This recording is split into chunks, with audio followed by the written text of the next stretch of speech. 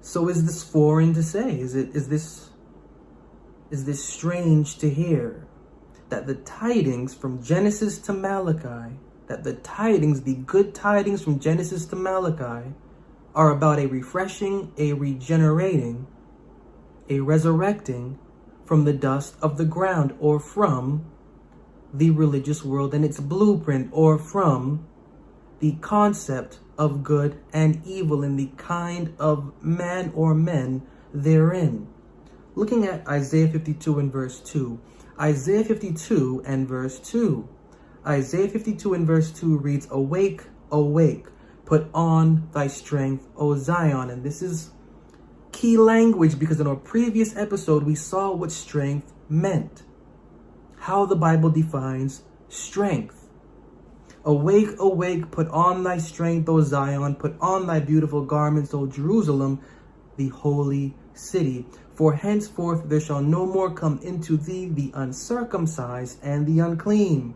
Shake thyself from the dust, arise and sit down, O Jerusalem.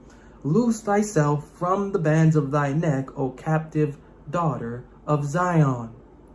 Now, is this talking about a literal city with literal people on it, on a literal map, carved out literally in geography? Is this Jerusalem everything that I just said, but literal? Is this literal Jerusalem? Does the context here confess that? Previous episode, we saw that strength meant wisdom. Strength meant understanding. The tree of life, the philosophy of life, is specifically and most certainly an understanding that is to be applied, a wisdom that is to be applied to the devotional conversation for perpetual length of days, not human length of days, the length of days of the devotional conversation's conscience. Bible's mind is geared toward the perpetual care for the devotional conversation's conscience and its separation from the concept of good and evil, or from the religious world and its blueprint. When we're seeing these things as they are laced and placed for us to understand them, their context matters. And the call to awake from dust is not a call to a literal city to awake from literal dust.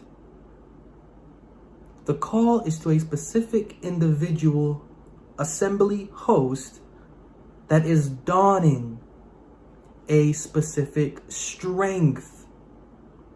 A specific assembly or host dawning a specific strength or understanding, which understanding is at the core of the scriptures. The call is for them to awake from the dust. Same theme that the author of the book of Genesis, giving us that garden scene, is calling their reader to do, to awake from the dust. The curse isn't yours. You're not cursed. Your conversation isn't cursed. The curse belongs to the kind of man that it is given to, and to the blueprint world of which they occupy. The good news is that that's not you. Wake up. Isaiah 1:26 and 27. Who and what is Jerusalem? Isaiah 1:26 and 27. And I will restore thy judges as at the first, and thy counselors as at the beginning. Afterward thou shalt be called the city of righteousness, the faithful city. Zion shall be redeemed with judgment, and her converts with righteousness. Now, this is not talking about a literal city. This is not talking about a literal people. This is talking about a specific assembly of conversations that are passing through a specific experience with a specific understanding. They're going through this specific experience in order to be deemed and associated with a title: City of the Redeemed, City of Righteousness, City of Faithfulness. This city is not a literal city. This city is actually a people.